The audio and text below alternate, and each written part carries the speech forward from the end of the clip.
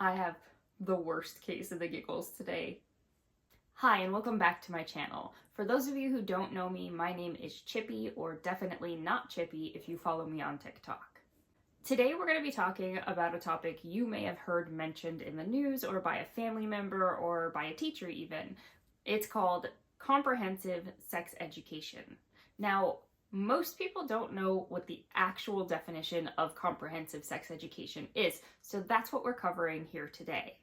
This video will function as a standalone video, but it is being done in conjunction with my series on each of the 50 states and their sex education policies. If we're going to talk about comprehensive sex education and why these schools need to be implementing it, it's good to know what exactly it is. As usual, I've brought notes, so let's get into it. What exactly is comprehensive sex education? According to the Guttmacher Institute, I hope I'm saying that right, by the way. I have never had to say the name of that institute out loud in the past, even though I've been reading their stuff for years. Anyway, according to Guttmacher Institute, a rights-based approach to comprehensive sexuality education, or CSE, seeks to equip young people with the knowledge, skills, attitudes, and values that they need to determine and enjoy their sexuality, physically and emotionally, individually, and in relationships. It views sexuality holistically, as a part of a young individual's emotional and social development. It recognizes that information alone is not enough. Young people need to be given the opportunity to acquire essential life skills and develop positive attitudes and values. CSE seeks to cover a broad this is not a word.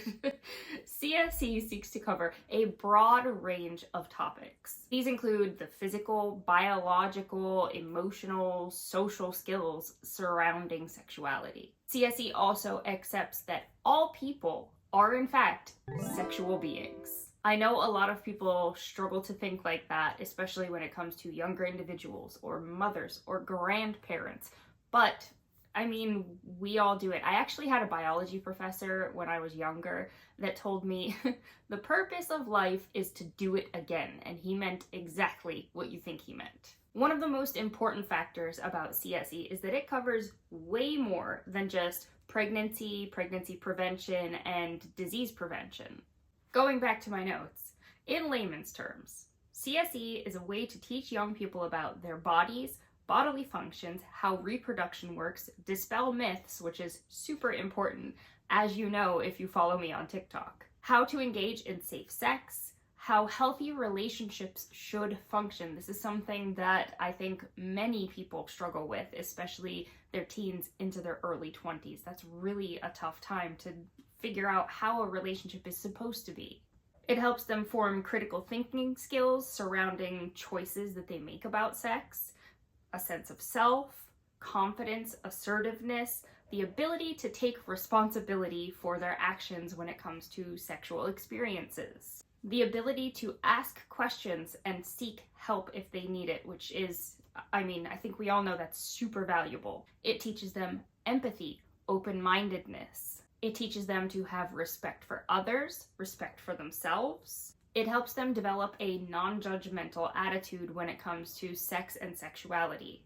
It also helps them develop a positive attitude towards their own reproductive health. And there is a ton more. The number one issue that I hear parents complain about is that they want to make sure that their child's sex education is age appropriate. I have heard some wild claims in my time on the internet when it comes to sex education in schools. I actually had a family member one time say to me that she didn't want her child to learn about sex education in school because from what she heard, kindergartners are learning about anal. I've heard complaints that people think teachers nowadays are trying to trick kids into becoming gay or trans. And I've heard another claim that litter boxes are now being put in schools by school administration for furries. I want to make this perfectly clear. Those things that I just said have no basis in fact, and I will tell you about that today. Comprehensive sex education is by definition age appropriate. Now you may be wondering, who gets to decide what exactly is age appropriate for my child?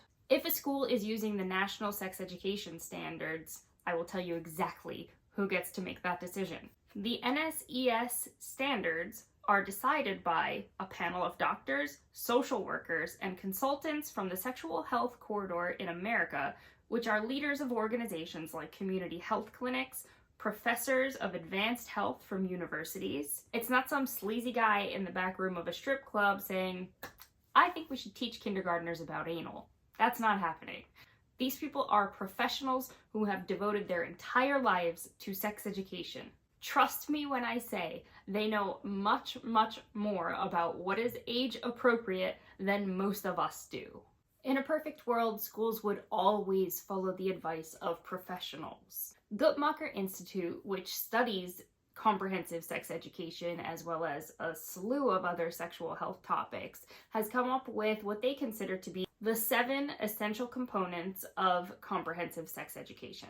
I'm going to go over those with you. Now, what I want you to keep in mind is these are not necessarily what we use in practice in schools in America. This is what the ideal comprehensive sex education would contain. The first one is the topic of gender. Now, I know this is a hot button topic right now. Just hear me out. They would like kids to explore the difference between gender and sex. And yes, those are 2 different things. Sex is what you are born with, what chromosomes, and gender is what you identify as. It is a social construct. This is not just me saying that, that is the accepted science in 2024. They would like kids to explore gender roles and attributes. What that means is, what are the functions of males, females, intersex people, non-binary people in a modern society. They want kids to understand the perceptions of masculinity and femininity within the family and across the life cycle.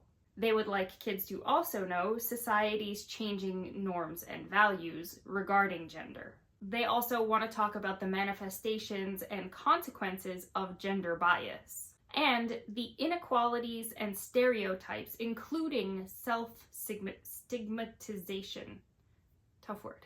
The next topic is reproductive health and AIDS/HIV. The first subtopic is sexuality and the life cycle, meaning puberty, menopause, stigma, and sexual health problems. Then, of course, there's anatomy, which we should all know, and surprisingly few of us do.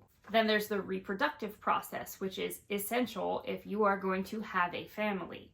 Guttmacher would also like schools to stress the use of condoms, how they're used, and other forms of contraception. This topic also includes things like pregnancy options, information on that, legal and safe abortion access, what it means to have an unsafe abortion, what are the health ramifications of that.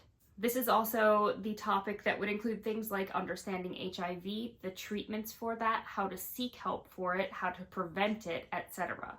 And of course, along with that, all of the other possible STDs/STIs. This topic would also include things like virginity, abstinence and faithfulness, which yes, we should still talk about, even though I personally don't think it should be stressed, and neither do a lot of sex education professionals. It would include sexual response, social expectations, self-esteem and empowerment, respect for the body, and again, myths and stereotypes, which I cannot stress to you how many of those I dispel on a daily basis. The next main topic is sexual rights and sexual citizenship. Now, what the hell does that mean? They would like schools to cover topics like the knowledge of international human rights and national policies, laws, and structures that relate to people's sexuality. They would like to cover a rights-based approach to sexual and reproductive health. What are your rights as a citizen of whichever country/state/province, wherever you're from? This topic would also talk about social, cultural, and ethical barriers to exercising your rights related to sexual and reproductive health. It would help kids understand that sexuality and culture are diverse and dynamic. It would make them aware of any available services within their communities. It would also make them aware of any cultural practices and norms relating to sexuality. It would cover diverse sexual identities. Now, I know some of you watching this are going to have a problem with that, but again, this is just a fact of life. People have different sexual identities, and that's okay. It would cover advocacy, choice, and protections. One of the most important topics that this section would cover is negotiation skills and consent. It would also stress that you should only have sex when you are personally ready and when you're sure that you're ready.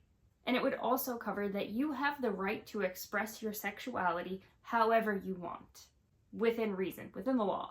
It would also cover how to do that in a safe and healthy way. The next main topic is pleasure. Now, this is one that scares a lot of people because when we think of pleasure, at least here in America, and at least as a woman, we get kind of about that topic. It sounds a little bit mature for teaching kids about, but let me explain what this would actually entail.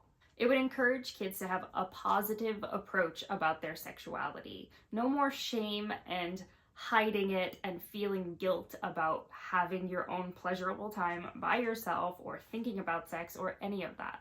It would help them understand that sex should be enjoyable and, most of all, consensual. It would also help them understand that sex is more than just sexual intercourse. At least here in America, we have a heteronormative society. So when we say the word sex, a lot of people think of penetrative sex. That's not what sex is for everybody. It doesn't even have to be what sex means to heterosexual couples. It would help them understand that sexuality is a normal part of life. Again, we're taking away the stigma and the shame that people feel when they think about themselves or others as sexual beings. It would go over the biology and emotions of the sexual human response. Human sexual response. I said that backwards. It would talk about sexual well-being and safer sex practices. It would cover things like masturbation. It would talk about love, lust, and relationships and how those all interact. It would talk about the diversity of sexuality. Sexuality doesn't mean the same thing to you as it does to me. This is another topic that covers the subtopic of consent. You can see that they think, and a lot of sex education professionals think, that consent is, number one, undercovered in a lot of the US school systems, and number two, incredibly important to having a healthy sex life. It would talk about drugs, alcohol, and the implications of their use when it comes to having sex. The next main topic is violence. It would explore the various types of sexual violence against men and women. It would cover things like non-consensual sex, rape, things like that. It would talk about the rights and laws surrounding those topics, as well as support options if you or someone you know experiences sexual violence. In some schools, it might cover things like self-defense techniques. It would help them understand the dynamics between the abused and the abuser.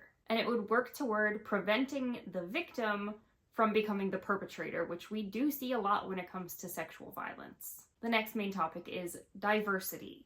Again, this is another hot button topic, and I really don't understand why. It is within human nature for us to be a diverse population. We're not all going to be the same. That is kind of the beauty of being a human. Anyway, this topic would cover things like recognizing and understanding the range of diversity in our lives, which would include things like faith, culture, ethnicity, socioeconomic status, ability and disability, HIV status, and sexual orientation. It would help kids form a positive view of diversity, recognizing that discrimination is damaging and being able to manage those effects. And it would help young people to move beyond just tolerance into acceptance. And the last main topic of these 7 wonderful topics is relationships. It would cover the different types of relationships, family versus friends versus romantic relationships. It would emphasize that romantic relationships are constantly changing. Not even just romantic relationships, all relationships are constantly changing. It would talk about emotions and intimacy and what those things actually mean.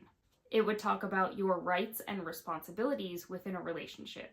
They would discuss things like power dynamics.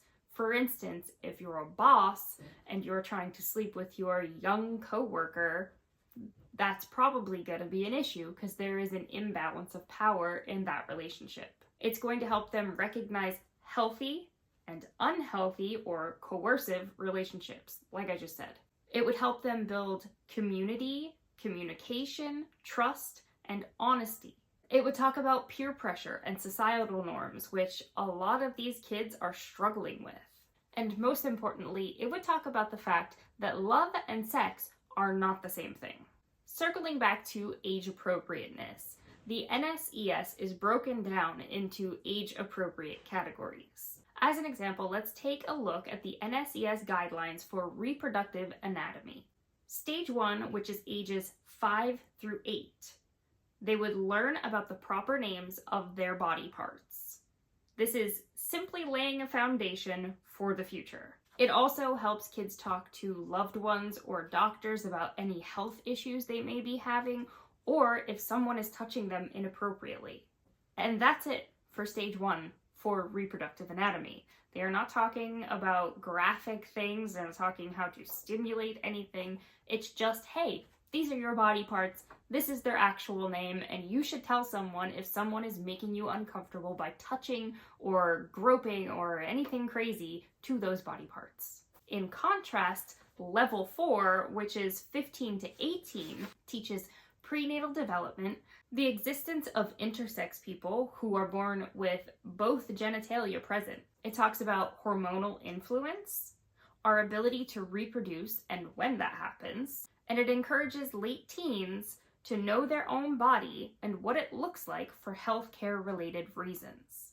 As you can see, depending on the age, that is a very different approach to teaching the same topic. As a side note, if you guys want me to take a deep dive into the NSES guidelines, please let me know. I would be more than happy to make that video. And while we're talking about side notes, if you like this video so far, don't forget to hit the subscribe button. Most major organizations dealing with comprehensive sex education have very similar guidelines, whether it's CCIS or NSES or UNESCO. So everything I just said pertains to pretty much all CSE programs. So as you can see from the last topic, kindergartners are not learning about anal sex. In fact, anal isn't mentioned in the NSES guidelines at all from what I could see. Trust me, I went through it with a fine-tooth comb. It's only mentioned once in the UNESCO guidelines, and that's only when they're talking to older kids about AIDS prevention. So what about the myth that I've had spewed at me constantly, that teachers are encouraging kids to become trans or gay? While the word transgender is mentioned more often, I think it was mentioned 12 times in the NSES and 17 in the UNESCO guidelines. It's never encouraging kids to become trans or change themselves in any way. Every mention of the word transgender that I could find were merely educating about the existence of trans people, the challenges that they face in society, homophobia or transphobia, for example, how those hardships could be a challenge for them, the higher rates of suicide that they face, and the fact that puberty may be a little bit different for them. You might be sitting there thinking, well, what about that time that I heard that litter boxes were being put into schools everywhere across the nation so furries felt more comfortable going to the bathroom? No one, not Snopes, not Reuters, not Education Weekly, none of the major news outlets that looked into that could find any support for that claim. In fact, it's so widely believed and accepted to be a hoax that there's even a Wikipedia page about it. Also, while I was combing through these guidelines for this video, I found no mention about putting litter boxes in schools. Now that we've talked about the general content of CSE, you might be wondering, does it actually work? The answer from all of the research that I have looked into is a resounding yes. First of all, let's talk about the groups that support kids learning about comprehensive sex education. That would be the American Academy of Pediatrics, the American College of Obstetrics and Gynecology, UNESCO, CCIS, Guttmacher Institute, UNAIDS, however you say it, the CDC, and the government of just about every developed nation in the world. There are many other medical groups that I just simply didn't feel like writing in my notes because it would have been pages long. So as you can see, pretty much all professionals in this topic are in agreement. Not only do those groups support CSE, there have been several studies that look into the effectiveness of comprehensive sex education. I have a few examples in my notes. So the first example is an article in the Journal of Adolescent Health. You can find it on your own if you would like to. I will also link it in the description. It's called 3 Decades of Research, The Case for Comprehensive Sex Education. They did a literature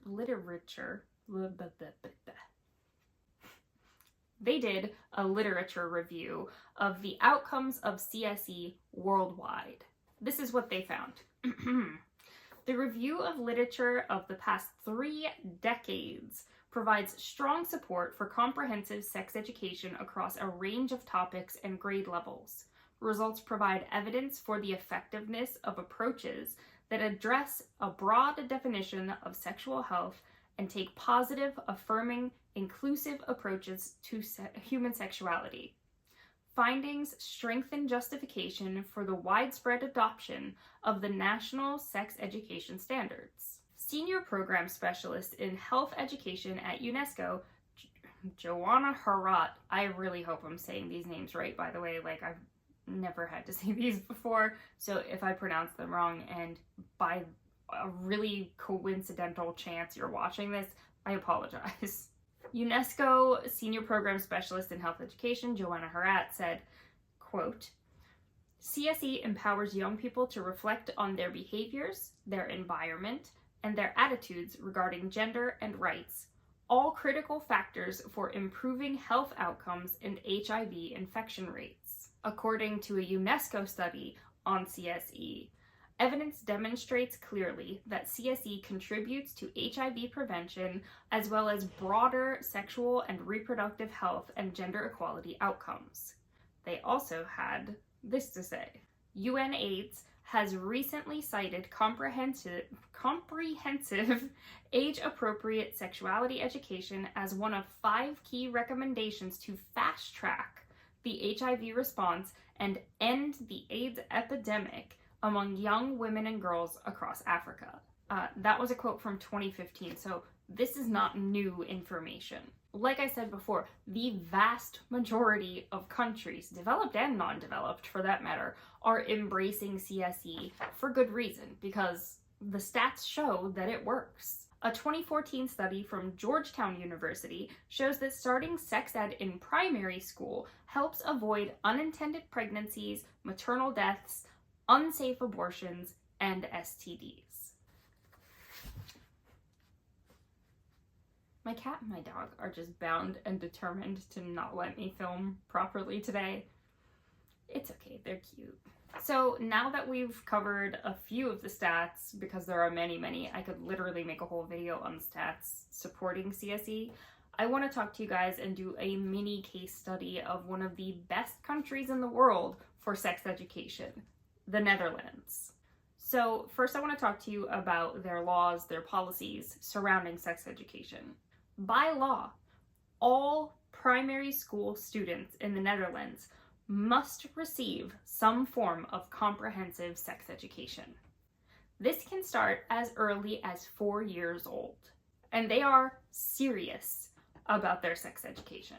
They have been teaching sex education at that young of a level and very thoroughly for ages. Like, I don't even know the year off the top of my head, but as I was doing my research, I remember looking back and being like, wow, this is just like second nature in the Netherlands. And I do have to say, every Dutch person I have ever met has been really knowledgeable about sex education.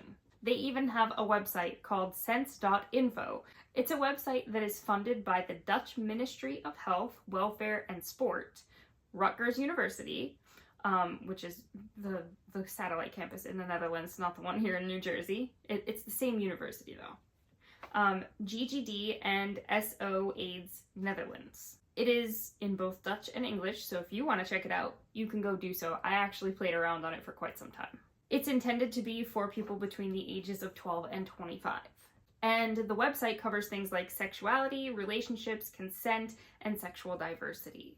Young people Google... What was that?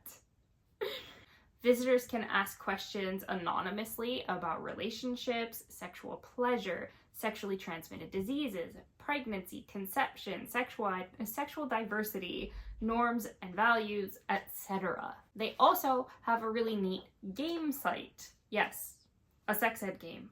I said that. It's called Can You Fix It? The aim of Can You Fix It is to reduce sexually transgressive behavior among young people aged between 12 and 18. In the Dutch game, young people see short films about different sexual situations and can intervene to make sure that things end well for the characters. This is essentially role-playing so that they're prepared for future instances where this may happen to them. They hear the thoughts of the character they choose, giving them a better understanding of different perspectives to a situation. As players receive instant feedback on their actions, they learn to recognize risky situations and develop skills to intervene, which will protect them like a lot further in life. So now that you know about what happens in the Netherlands, what are the outcomes? I'm glad you asked. I have a lot of statistics on this, so bear with me. Teens in the Netherlands do not have sex at an earlier age than those in other European countries or the United States. So even though they talk about sex from a very young age by US standards, it's not like they're running out the door to get laid any sooner than we do. Researchers found that among 12 to 25-year-olds in the Netherlands, most, and by most I mean literally 85%, say that they had wanted and fun first sexual experiences. By contrast, 66% of sexually active American teens surveyed said that they wished that they had waited longer to have sex for the first time. When they do have sex, a Rutgers WPF study found that 9 out of 10 Dutch adolescents use contraceptives for the first time. The World Health Organization data shows that Dutch teens are among the top users of birth control pills. According to the World Bank, the teen pregnancy rate in the Netherlands is one of the lowest in the world, 5 times lower than the United States. Rates of HIV infection and sexually transmitted diseases are also some of the globe's lowest. I'm gonna butcher another name here, and I apologize in advance. Amy T. Chalet? I'm gonna put it on the screen. Author of the book about the difference between the Dutch and American sex education systems elaborates that, quote, they leave room for boys to think of themselves as romantic, having feelings. And it's not that American boys aren't romantic. It's that everything in their culture tells them they shouldn't be. Moreover, Dutch girls are taught not to be expected to take a passive role in sexual negotiations. They are taught to make their own choices about sexuality, not to feel pressured by boys or their friends. The Dutch curriculum also includes topics such as gender identity and sexual orientation, and many other realms which are considered taboo in the American curriculum. According to Rutgers University, Dutch teachers said that children are more open about relationships and sex and find it easier to speak to their classmates if they demonstrate undesirable behavior. So they even see kids correcting other kids. That's how well known it is over there when it comes to how you're supposed to behave in a sexual... What's the word I'm looking for?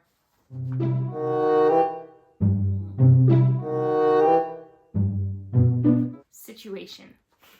I'm smart. Sometimes I'm smart.